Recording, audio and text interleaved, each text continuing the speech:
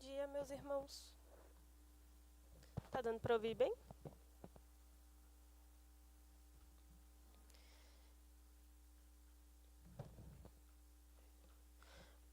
Vamos começar fazendo uma oração? Tá ligado já. Tá.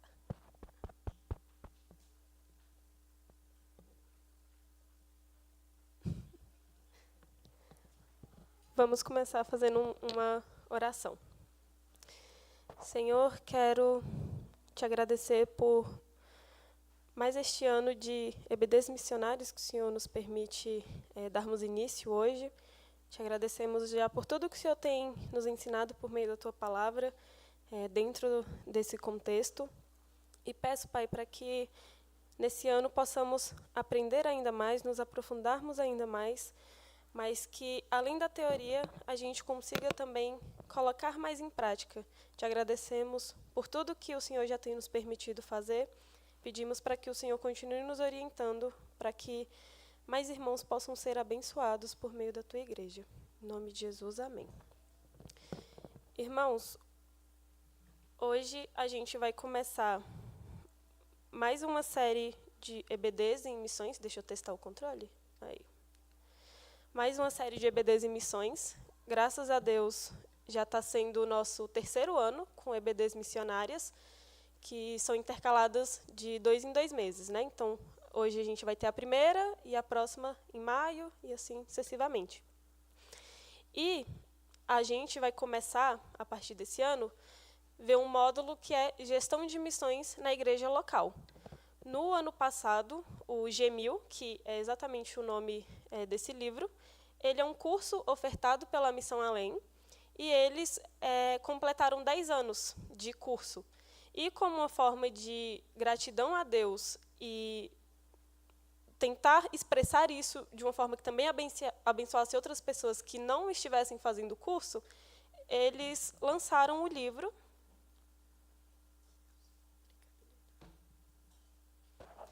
Eles lançaram o livro reunindo muito do que eles já ensinaram nos cursos ao longo desses 10 anos. Não dá para abarcar tudo, nem todas as disciplinas, porque 10 anos é muita coisa, mas eles reuniram muitas coisas importantes aqui, e é muito importante que agora a gente também traga para a igreja, para que não fique só naqueles que foram.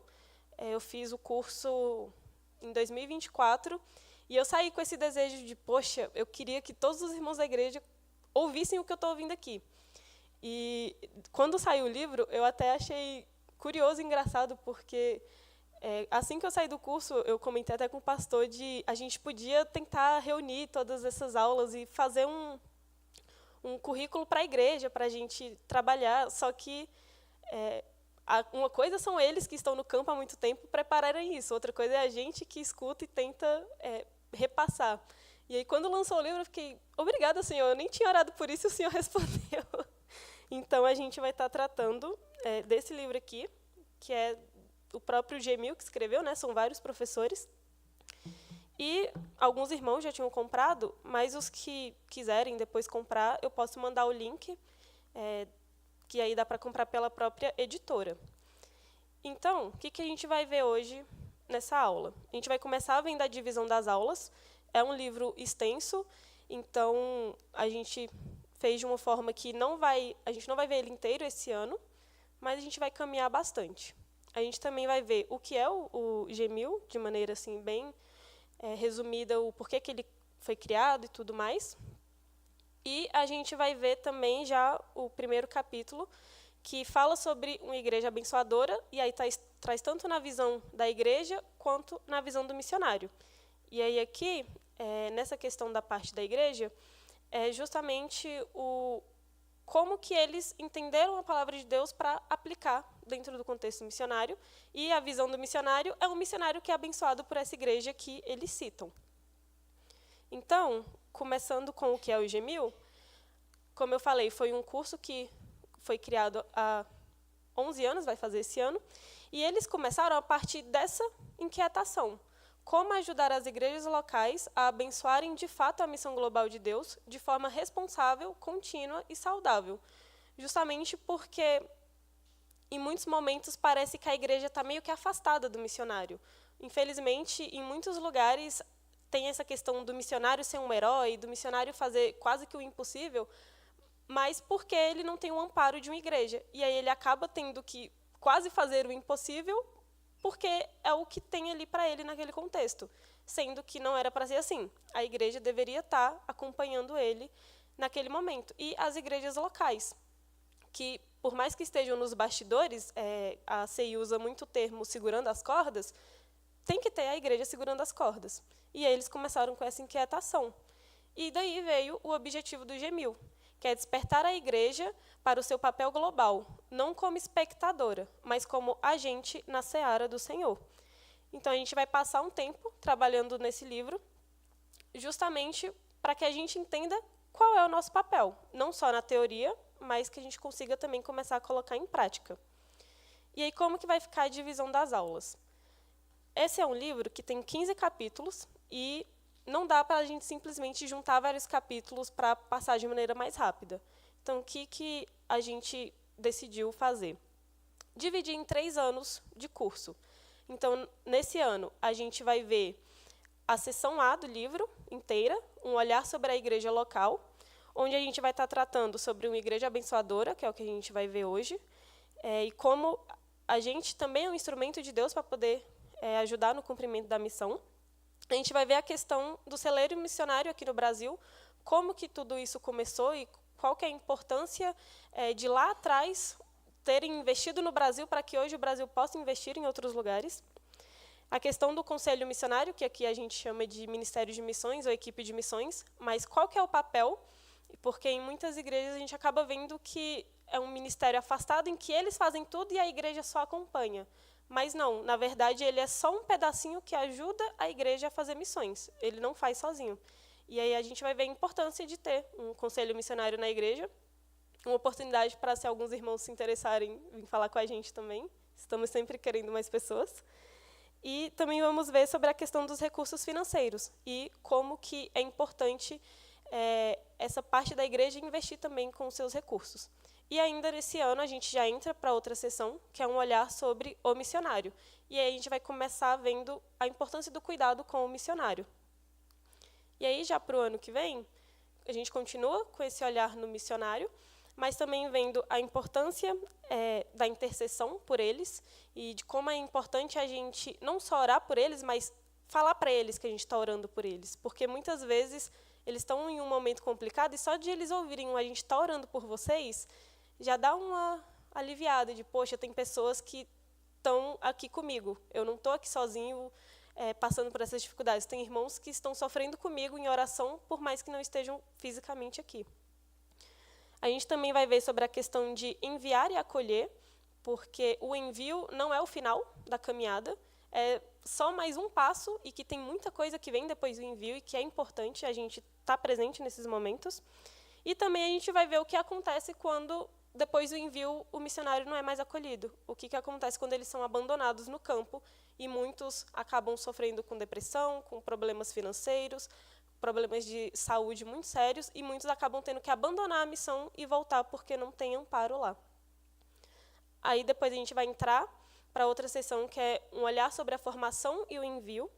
Então a gente vai ver justamente o desafio que é ter essa formação, uma formação bíblica, inclusive, para poder ser enviado, os contextos que o missionário acaba sendo colocado ali, essa questão da complexidade que é enviar um missionário, o quanto que ele tem que estar preparado para isso. E, no outro ano, já em 2028, continuando nessa questão da formação do envio, a gente vai ver essa questão de contextos missionários, porque existem vários tipos de missionários. Então, a gente coloca ali um dos títulos, Fazedores de Tenda, justamente porque um tipo de missionário, ele entra para o campo missionário não com o nome missionário, mas, às vezes, por exemplo, ele é um empresário e consegue montar uma empresa em outro país que é totalmente fechado ao evangelho, e ele não entra como um cristão, mas ele entra como um empresário no ramo tal, e dentro desse contexto de empresa ele consegue pregar o evangelho. Porque se ele tentar entrar como um missionário, ele não passa. E se entrar, ele já pode morrer nos primeiros dias ali. Então, até isso tem um contexto.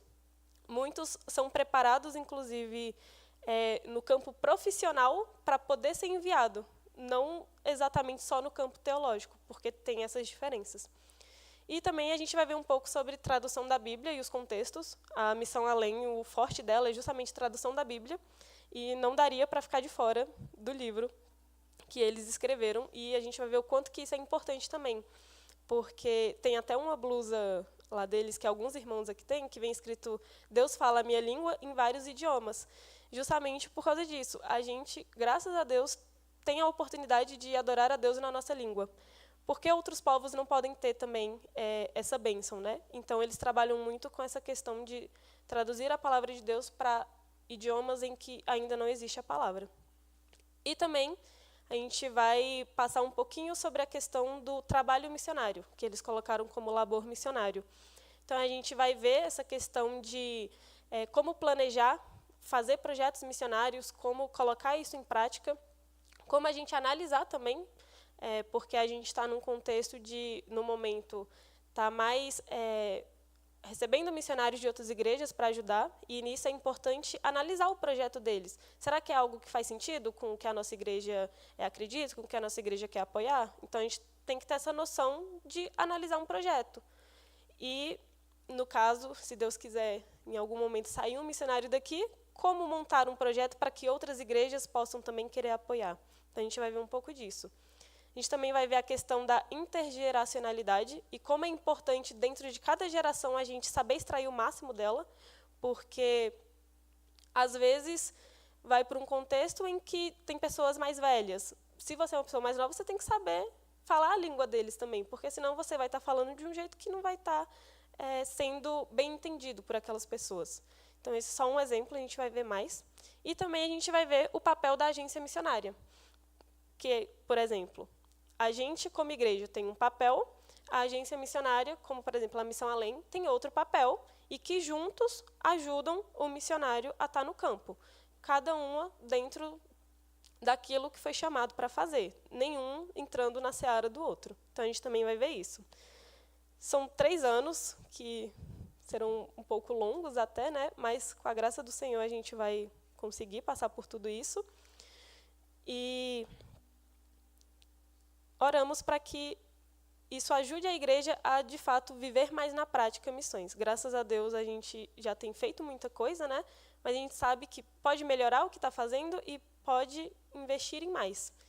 Então, já partindo para o capítulo de hoje, o nome dele é Uma Igreja Abençoadora, um instrumento de Deus para o cumprimento da missão.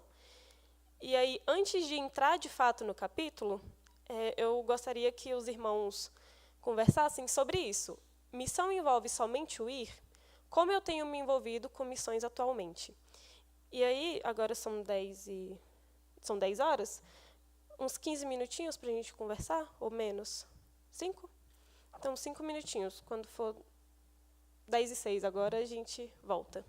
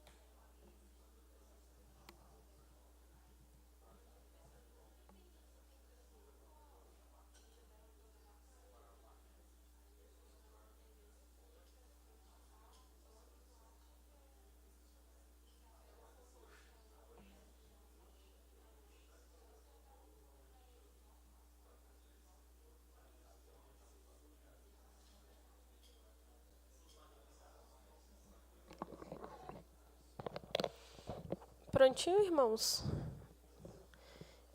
O Igor está com o microfone, né?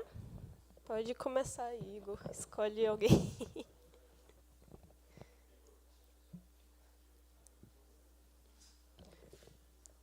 Aí eu te pergunto, por que pecas?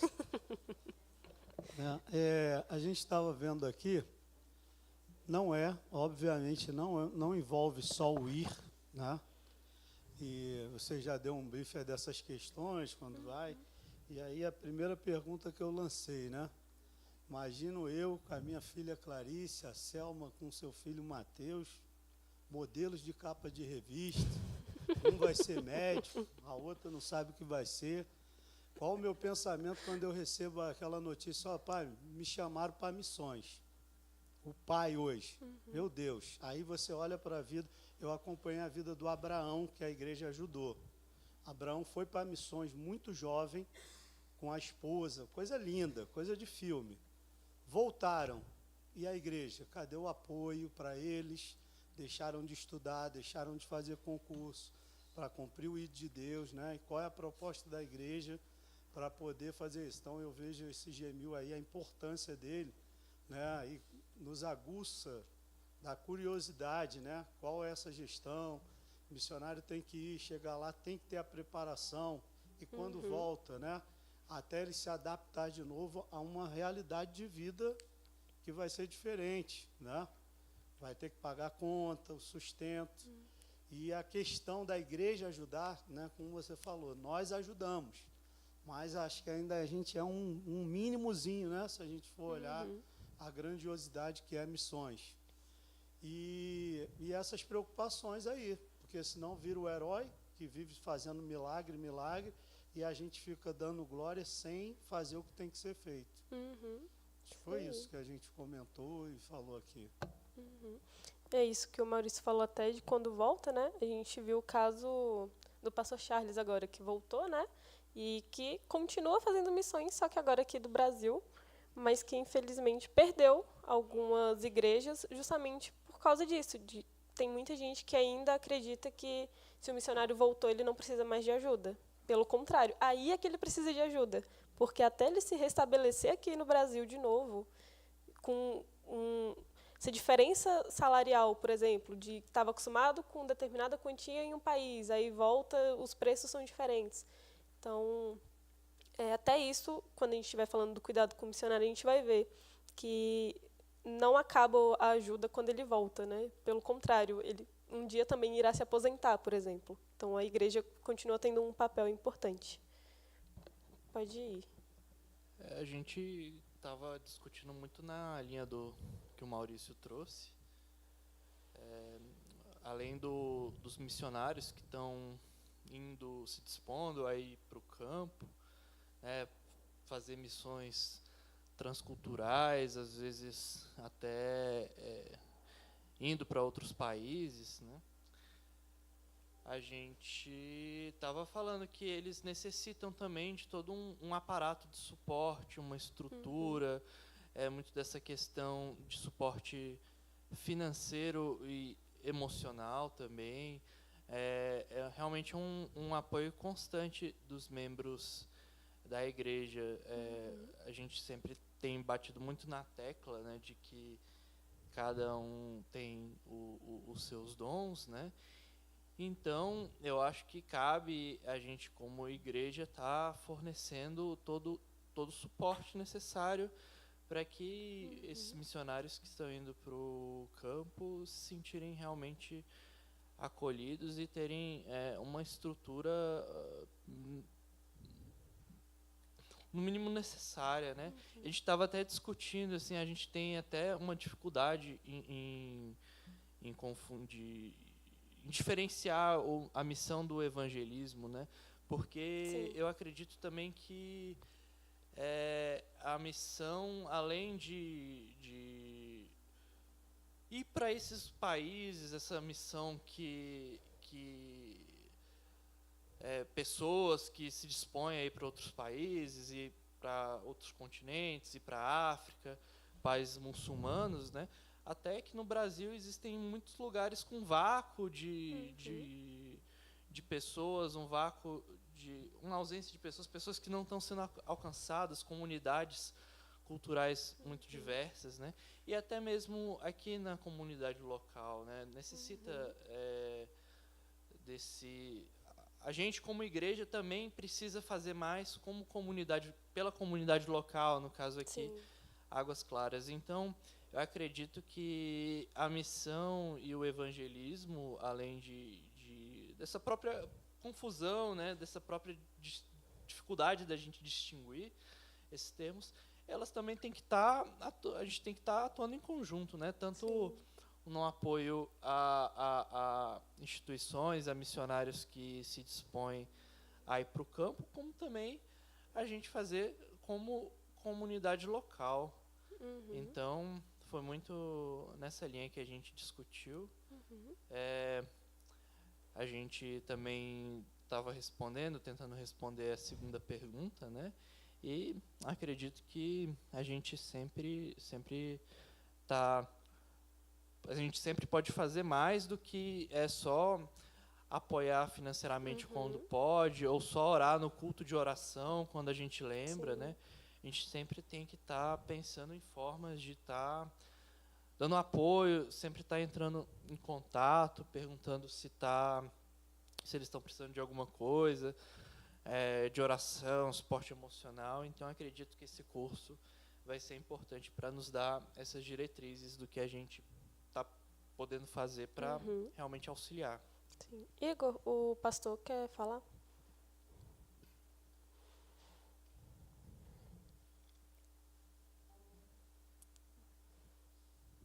Tudo é dito, Igor, né? O que eu acho interessante também, eu estava pensando, por exemplo, uma coisa específica, a parte dentária, qualquer coisa que você vai no dentista hoje, né, você deixa o seu rim lá, aí faz o tratamento. Agora não, tem que tomar cuidado de passar o fio dental direitinho, escovar bem, porque só tem 2 rins, né? Então, assim, às vezes eu já vi irmãos que fazem isso, mas também igrejas, né? E como você falou, a gente pode caminhar mais. Tem igreja que tem dentistas, a gente ainda não tem aqui, né? Mas a gente pode fazer parcerias, tem um acampamento, a gente pode pensar, por exemplo, um tempo de férias para o missionário, né? Tudo isso, né? A parte de medicina, a parte de odontologia, de cuidado do missionário, para ele ter tranquilidade para trabalhar, e fora a parte financeira, né? Então envolve tudo, a oração, cuidar da pessoa, cuidar da família e assim por diante. Tem até eu não lembro onde é que ele fica agora, mas o nome dele é Oásis, que é justamente um lugar onde eles tratam pastores e missionários. É no Goiás? Eu não lembro agora. Formosa, que a Fabi falou? Eu sei que é por essa região ali, que eles tratam justamente essa parte emocional dos missionários e de pastores até. Então, dependendo até do estágio que o missionário volta do campo de dano emocional, eles ficam lá por um tempo morando lá mesmo, como se fosse um intensivo, justamente para que eles sejam tratados e recuperados nessa questão emocional. Então, para a gente ver que nessa parte do segurar as cordas é um mundo também, né? Tem gente que concentra nessa parte emocional, tem gente que concentra nessa parte da saúde física, tem gente que concentra nessa parte de educação. Então, Goianópolis. Então, a gente vê que esse segurar as cordas também é um mundo e que tem muito do que a gente pode fazer dentro disso também. Às vezes a gente se concentra muito nessa, igual o Bruno falou, de mandar uma contribuição mensal quando lembra, orar de vez em quando, ou então quando a gente traz um missionário aqui, mas tem mais o que a gente pode fazer. Então, por exemplo, aqui na igreja a gente tem alguns anos, não sei se já são uns 2 ou 3, que tem o meu PG Se Importa com Missões, justamente para que a gente tente, pelo menos, deixar alguns missionários mais próximos de algumas pessoas. Não dá para a igreja inteira, né, de uma vez, mas que para pelo menos alguns grupos tenham contatos mais específicos com alguns dos missionários da igreja e eles sintam esse cuidado mais de perto, né? De, olha, tem um grupo ali na IBP que está orando por mim, que manda mensagem, que às vezes contribui, que às vezes vêm me visitar, porque alguns dá para visitar, né? Então, são algumas tentativas já para que a gente consiga ter esse contato maior. E aí, como uma provável resposta que está dentro de tudo que vocês falaram, eu coloquei isso aqui. Embora o ir seja um dos pilares do que é fazer missão, ele não é o único. A caminhada do missionário não deve ser solitária, pois ele não deve simplesmente ir, mas sim ser enviado e acompanhado.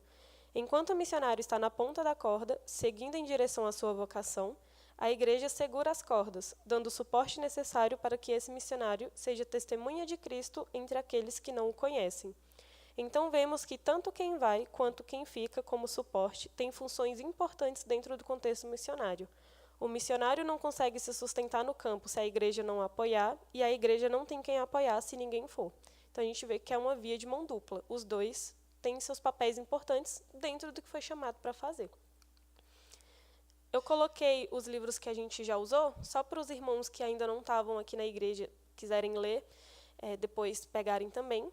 A gente já usou Você Não Precisa de um Chamado Missionário e Faça Discípulos ou Morra Tentando, os dois do pastor Iago Martins, e eles eram livros um pouco mais teóricos, onde a gente trouxe justamente para que a gente entrasse nesse contexto missionário e começasse a entender algumas coisas. Então, igual o Bruno falou, a diferença entre evangelismo e missão, a gente acabou vendo nesses livros. E agora, com o do Gemil, a gente ainda vai passar por teoria, mas também agora é uma teoria que leva mais à prática. É a partir disso, o que a gente pode ir melhorando na nossa igreja para que a gente ajude mais os missionários que são conveniados à IBP. Então, agora, a gente vai partir para como podemos ser uma igreja abençoadora, justamente pegando o exemplo da igreja que eles citam aqui, e a gente vai usar como base também o texto que eles usaram aqui para explicar. Eles usam vários textos, mas esse daqui eles usam justamente para mostrar como o exemplo de Jesus nos ensina a fazer missões também e ser essa parte que apoia. Então, a gente vê lá em Lucas 8, 1-3, falando assim: Aconteceu depois disto que andava Jesus de cidade em cidade e de aldeia em aldeia, pregando e anunciando o evangelho do reino de Deus, e os 12 iam com ele. E também algumas mulheres que haviam sido curadas de espíritos malignos e de enfermidades. Maria, chamada Madalena, da qual saíram 7 demônios, e Joana, mulher de Cusa, procurador de Herodes, Susana e muitas outras, as quais lhes prestavam assistência com os seus bens. E aí, o finalzinho não é exatamente o foco de hoje, mas a gente vê que até Jesus tinha assistência nessa questão dos bens, né? O foco hoje a gente vai concentrar principalmente ali no versículo 1, porque é onde a gente vê 3 verdades que eles elencam de um único versículo. A primeira é que uma igreja que abençoa é uma igreja que olha para fora. Então, a gente vê bem no iniciozinho do versículo, falando que Jesus andava de cidade em cidade e de aldeia em aldeia. Então, a gente aprende com o exemplo de Jesus que a igreja não deve ficar pensando só nela, no quadradinho aqui dela, vivendo só para ela, mas sim, a partir do que a gente aprende aqui dentro e é alimentado aqui dentro, levar para fora. Levar para aqueles que não conhecem o Evangelho, mas também até para aqueles que conhecem a gente ser canal de bênção. Porque muitas vezes a gente encontra com irmãos de outras igrejas ou pessoas do trabalho que estão passando por momentos em que a gente pode levar uma palavra que abençoa, uma palavra que vai fazer com que essa pessoa olhe para Cristo. Então, a gente não deve ficar olhando só para a gente. A gente é chamado para usar aquilo que o Senhor deixou ao nosso alcance, justamente para fazer com que o nome dele seja conhecido. A nossa fé não deve ser algo estático, mas sim algo que é ativo. Então, ele cita no livro até a questão das redes sociais. Ele até cita algumas que a gente já nem usa mais tanto assim, Facebook, essas coisas. Mas redes sociais, momentos no trabalho, momentos na faculdade, coisas que estão ao nosso alcance que podem ser usados para fazer o nome de Deus conhecido, e muitas vezes a gente só vai deixando um pouco de lado por acreditar que, não, a igreja que tem esse papel, a igreja que deve fazer isso, mas a gente, com um chamado individual também, é chamado para poder testemunhar sobre o Senhor. E uma parte que ele até coloca aqui no livro é justamente isso. Com o exemplo e o mandato do Senhor Jesus e com o belo testemunho de nossa história, temos que nos levantar para pregar em nosso entorno, plantar igrejas em bairros e cidades vizinhas, preparar seminaristas, enviar missionários, usar as mídias sociais e muito mais, para alcançar aqueles pelos quais Jesus morreu. Então, essa questão de olhar para fora, e é até nesse contexto do preparo, preparar seminaristas, preparar missionários, preparar evangelistas, isso tudo acontece dentro da igreja, mas é com o olhar de vocês estão sendo preparados aqui para ir lá para fora. Não é para ficar só aqui dentro. Vão ser bênção aqui dentro também, mas não é para se limitar só aqui. É também para ser bênção lá fora. A segunda verdade que os irmãos que escreveram esse capítulo elencam é que uma igreja que abençoa é uma igreja que prega o evangelho. E aí a gente vê, ainda no versículo 1, falando que Jesus ia pregando e anunciando o evangelho do reino de Deus. Ou seja, Jesus não veio ao mundo para passeio, para turismo. Jesus tinha um propósito para estar aqui. E nós também. A gente também não veio a passeio, a gente não veio só para nascer, se reproduzir, ter um trabalho, morrer. Não. Deus nos mandou para cá com um propósito também. E o propósito é fazer o nome dele conhecido e levar pessoas a glorificarem o nome dele também. Somos chamados a pregar o evangelho. E aí passa a pergunta, como que eu posso pregar o evangelho? Às vezes a gente vê várias formas, várias teorias, vários métodos, e muitas vezes, por mais que a gente entenda o que tem que ser feito, a gente tem aquela questão da trava pela vergonha, de não saber como falar, de achar que não vai se expressar direito. E uma coisa que eles colocam é que a pregação do evangelho tem que passar, no mínimo, por 4 pontos. Não é exatamente, eu tenho que falar exatamente assim, mas passando por esses pontos, você já consegue abarcar muita coisa do que é o evangelho. Então, a gente tem que passar pelo fato de Deus ser criador, santo, justo e bom, do homem ser pecador e merecer a ira de Deus ser amoroso e enviar o seu filho para poder morrer no nosso lugar, no lugar do seu povo, e de Deus eterno exigir que o pecador se arrependa e creia em Jesus como Filho de Deus e único mediador entre Deus e os homens, para que ele seja salvo. A gente tem que passar por esses pontos. E aí eu coloco um exemplo que eles citam aqui no livro de uma pregação do evangelho reduzida, que ele coloca: o evangelho é a boa notícia do Deus santo e justo, criador de todas as coisas, que um dia derramará sua ira eterna sobre o pecador incrédulo, pois o homem, ao pecar, ofende sua santa justiça.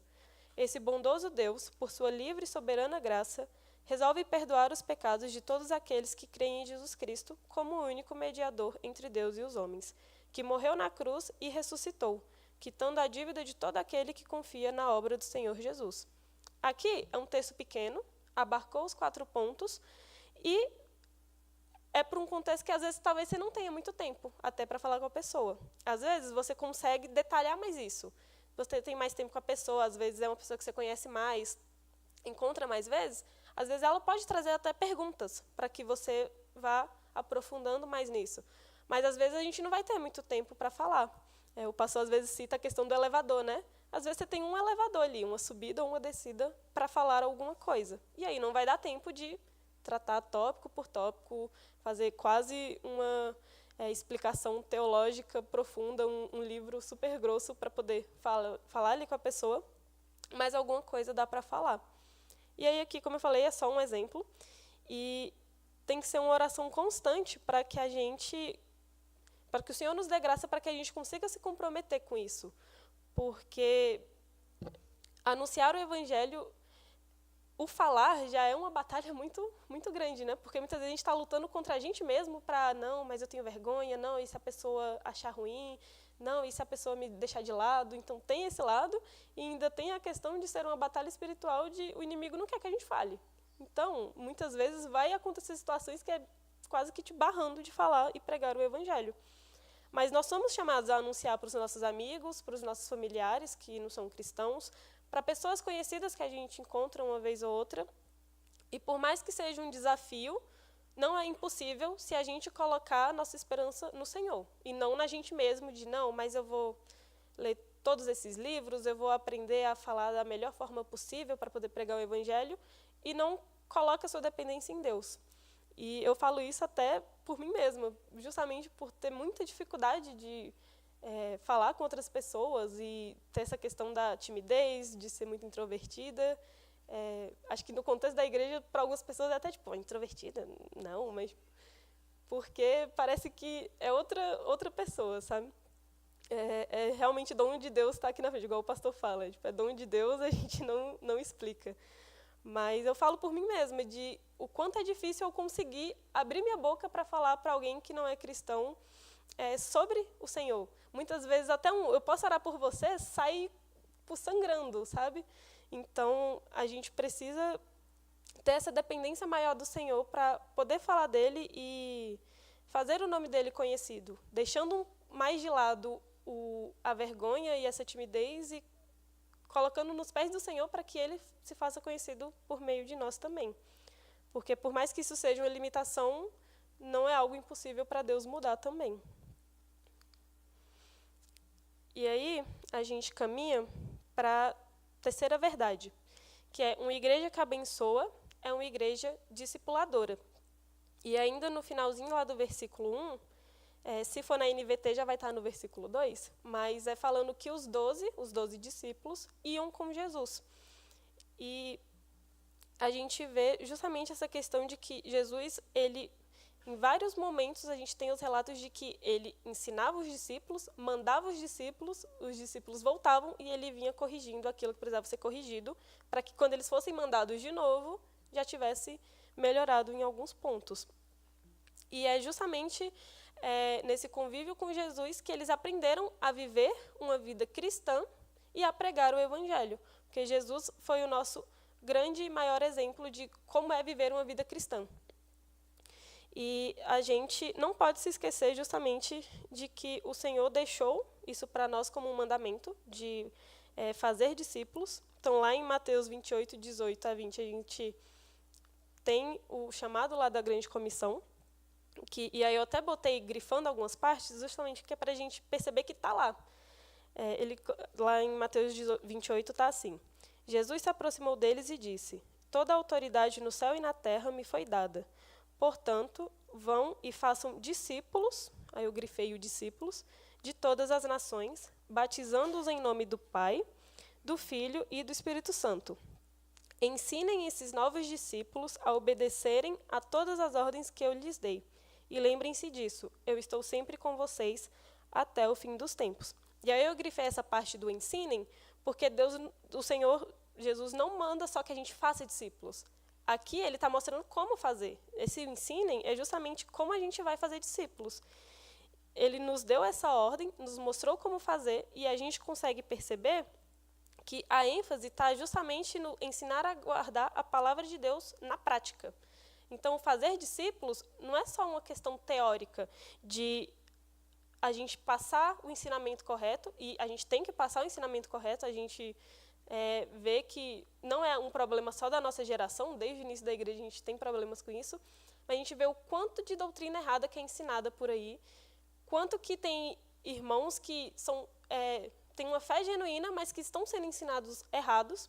Então, a gente precisa certificar de que a gente está ensinando uma doutrina que está de acordo com a palavra de Deus, mas não é só a teoria, tem a prática também.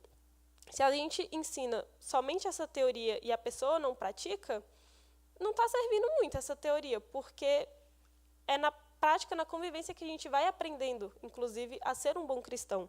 É quando a gente está rodeado de outros cristãos verdadeiros que vivem na prática aquilo que confessam, que a gente vai aprendendo, poxa, eu estou agindo assim, mas não deveria. Eu fui corrigido nessa área, por que eu fui? Pegar a palavra de Deus, por isso que eu fui corrigido. Então, a gente precisa ensinar a obedecer a palavra. Não é simplesmente ter na nossa cabeça a palavra de Deus, mas que ela desça para o nosso coração para que a gente coloque ela em prática também. E é por isso que a gente deve sempre se certificar, inclusive, se a gente está crescendo espiritualmente, se a gente está amadurecendo. Porque como que a gente vai ensinar alguém a seguir a Cristo se a gente não seguir primeiro?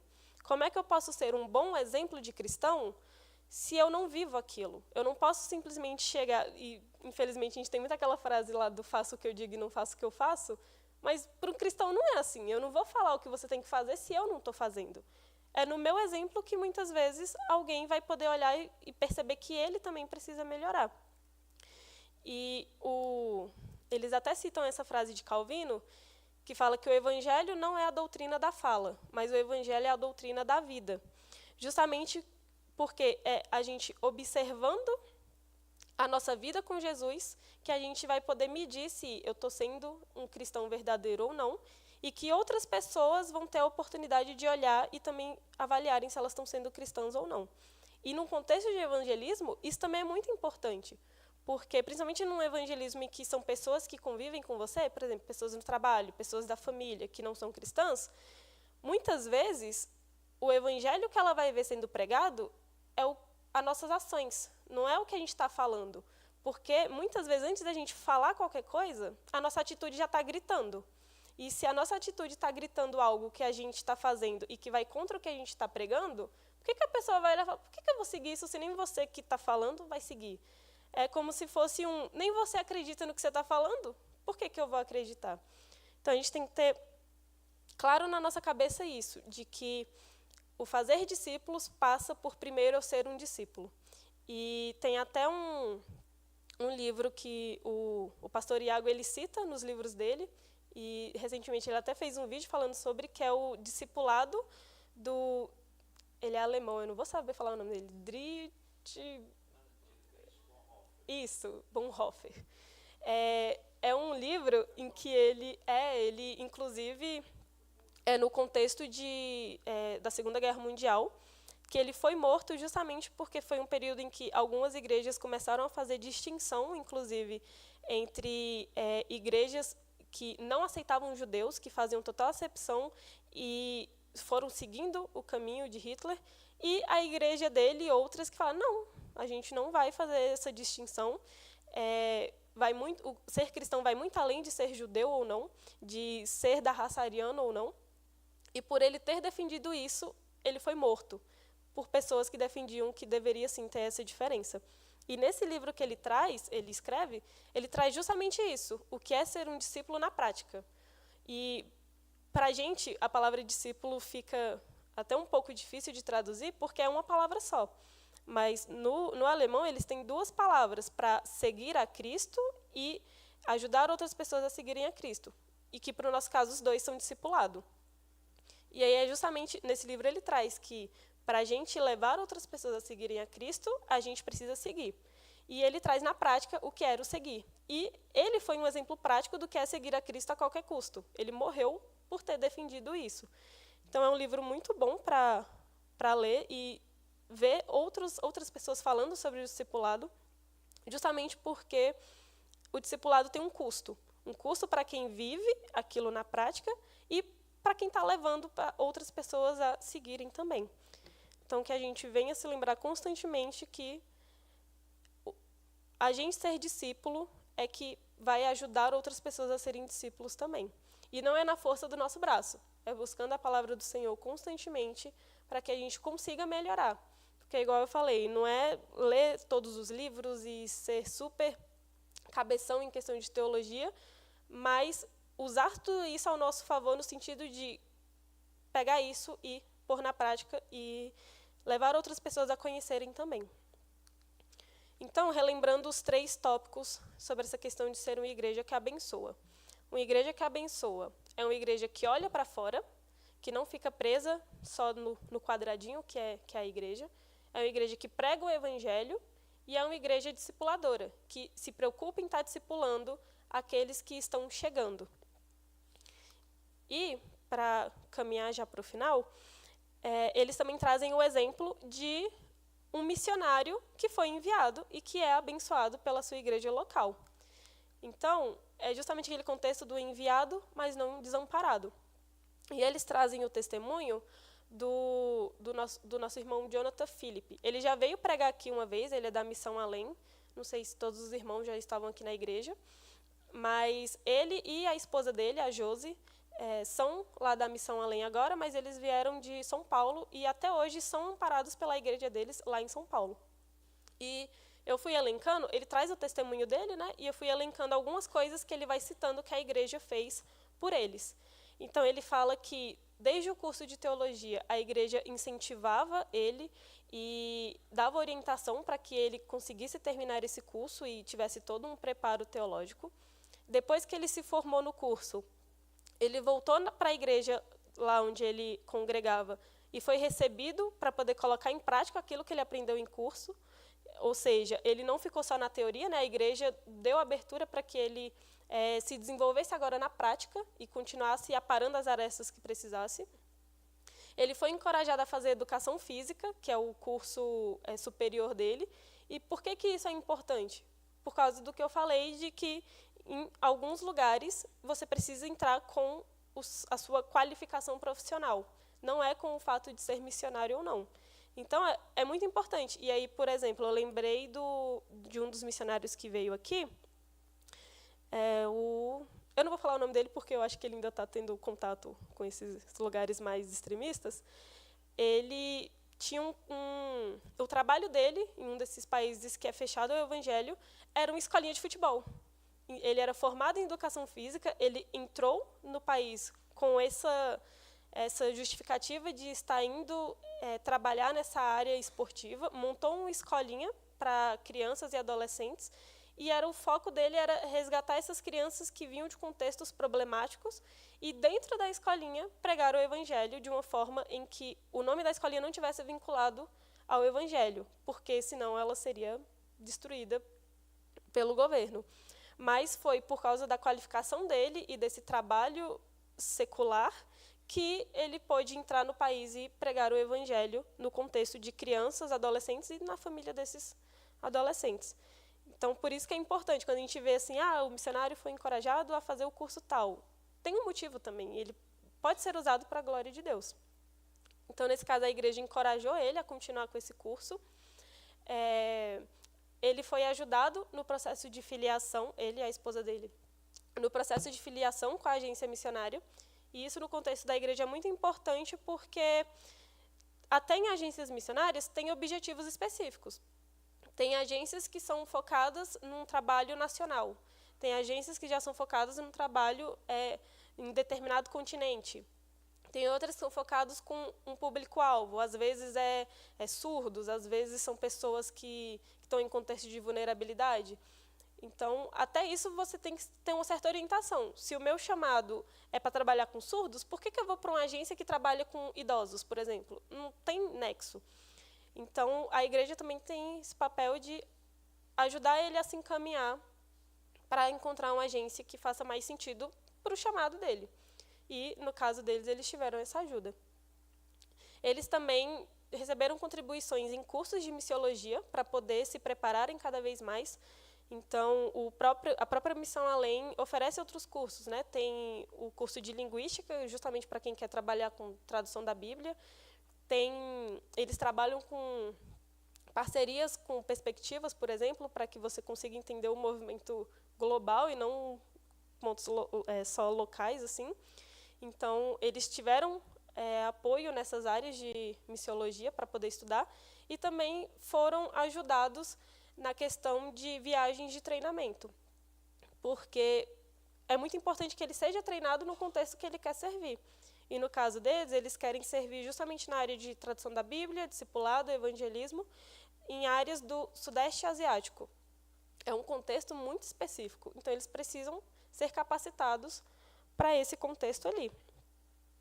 E aí, aqui é uma partezinha do testemunho do Jonathan, que ele coloca assim: o presbítero, que é líder do Conselho de Missões, acompanha sempre nossa caminhada e prontamente nos assiste em tudo o que precisamos.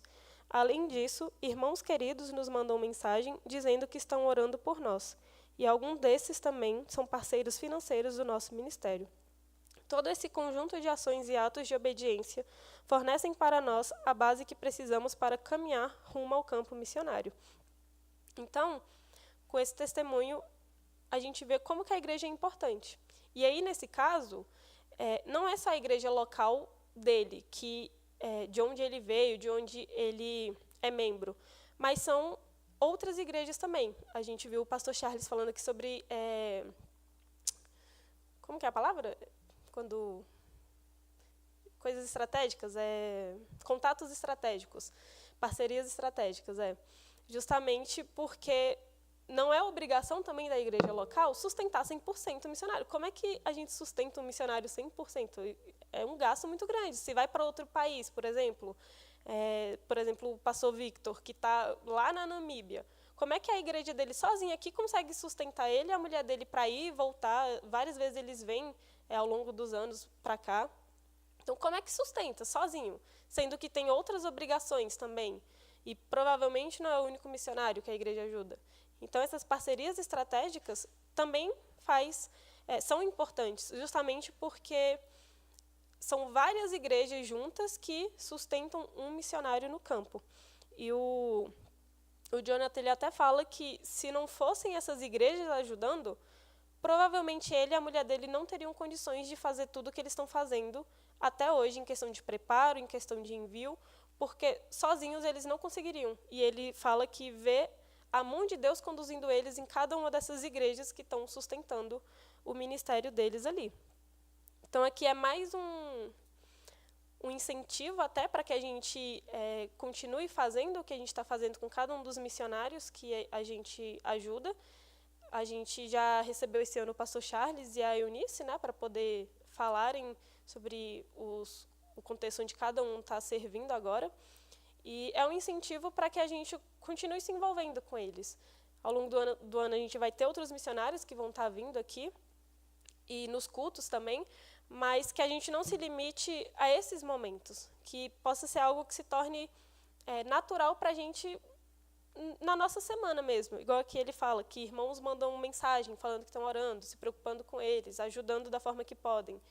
Que isso se torne algo natural para a gente, que não venha ser algo que pareça que é o pastor que está falando que tem que fazer, ou a equipe de missões que está martelando, não, mas tem que fazer, tem que ajudar. Que seja algo natural, que o Espírito toque na gente para que seja realmente algo que a gente faz por querer estar ajudando esses irmãos, que a gente entenda que é importante essa parte que o Senhor nos deixou a fazer. Porque se a gente não foi chamado para ir para outro lugar, ou até mesmo num contexto local, a gente ainda foi chamado para evangelizar e a gente foi chamado para ajudar essas pessoas. Então, que a gente entenda que isso é algo que faz parte. Então, nas próximas aulas, a gente vai se aprofundar ainda mais nessas questões que eu coloquei lá no início, das divisões das aulas, mas uma oração que eu peço que os irmãos façam também é que a cada aula a gente não só se aprofunde mais nesse saber do contexto missionário, mas que cresça na gente esse desejo de ser irmãos que abençoam os irmãos que foram. Que a gente possa contribuir como igreja, mas também contribuir individual. Que a gente entenda que esse individual também é o que permite que a igreja contribua cada vez mais. Que a gente entenda esse nosso papel dentro da grande comissão. Como eu falei, às vezes não é indo, mas é ficando e ajudando quem está indo. Algum irmão quer fazer algum comentário? A gente ainda tem um tempinho, para caso alguém queira. Alguém? Não?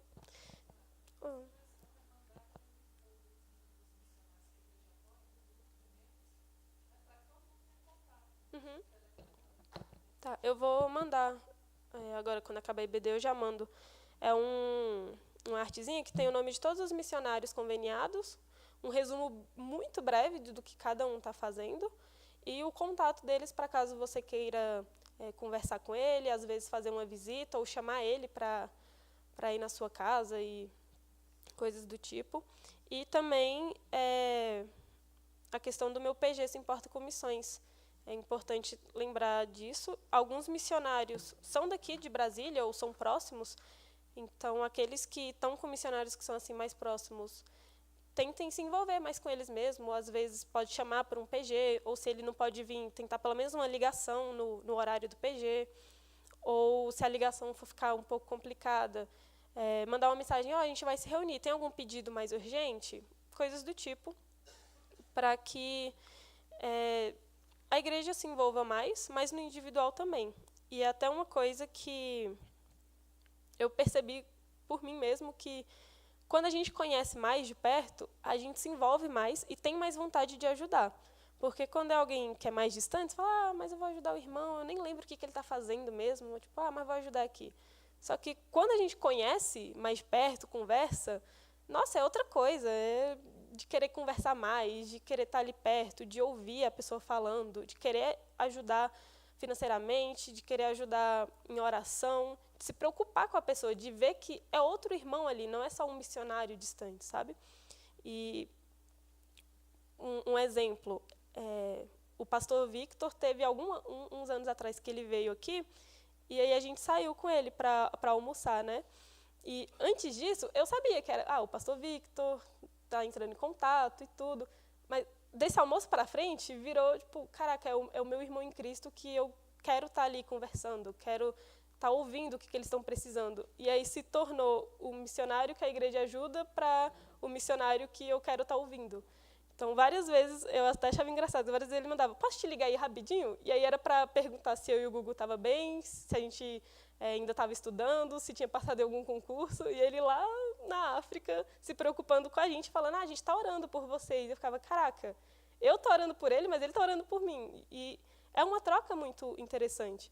Então, cada um tenha um pouco de experiência nisso também, de poder olhar para o missionário não como um irmão distante, mas sim um irmão em Cristo que foi, mas que você pode estar ali acompanhando, nem que seja um pouquinho.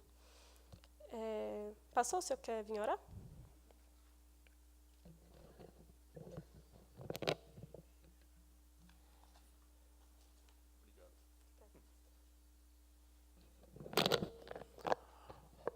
Foi bênção, né? Como Deus nos abençoa.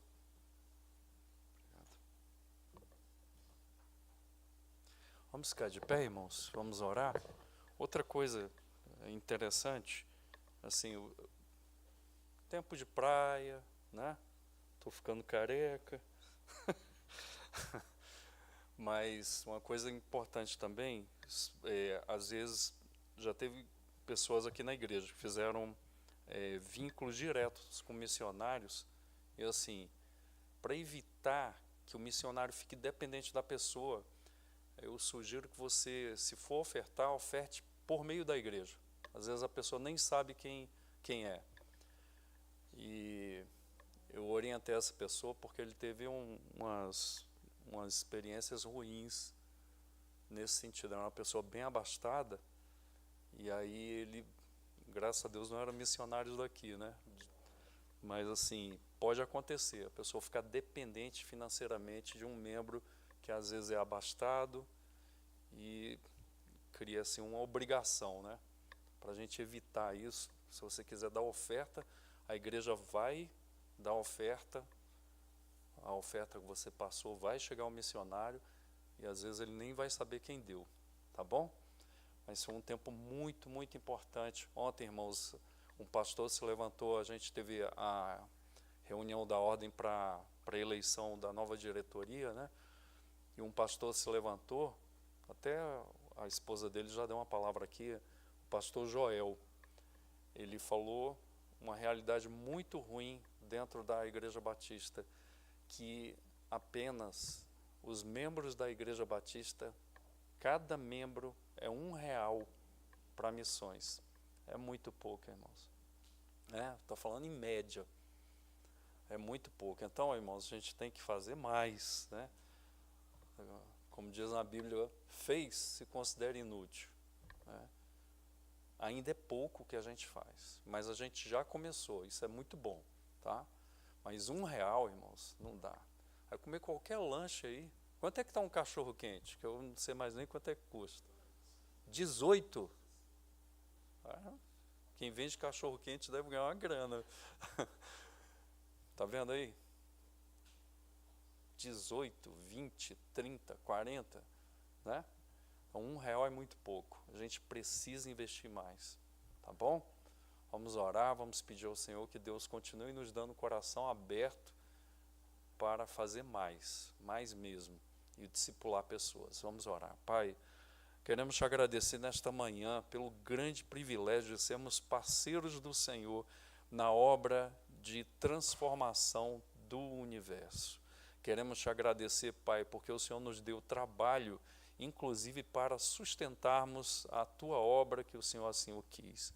Muito obrigado, Senhor, que o Senhor desperte cada vez mais para que nós possamos nos envolver, nos livra de também nos envolvermos com pessoas que não são do Senhor, com projetos que não vêm do teu coração, são pessoas que estão fazendo um projeto carreira solo. Queremos te pedir que o Senhor levante essa oração recorrente, missionários aqui da nossa igreja. Nós entregamos as nossas vidas nesse sentido, a vida dos nossos filhos, da nossa família, para que o Senhor possa ter, ó Deus, segundo o teu olhar, escolher missionários daqui da nossa igreja. Queremos te pedir que o Senhor nos dê mais recursos e um coração muito mais missionário do que o Senhor já tem nos dado. Oramos agradecidos e abençoamos a vida dos missionários que já são parceiros nossos na obra que o Senhor nos deu para desenvolvermos, Senhor.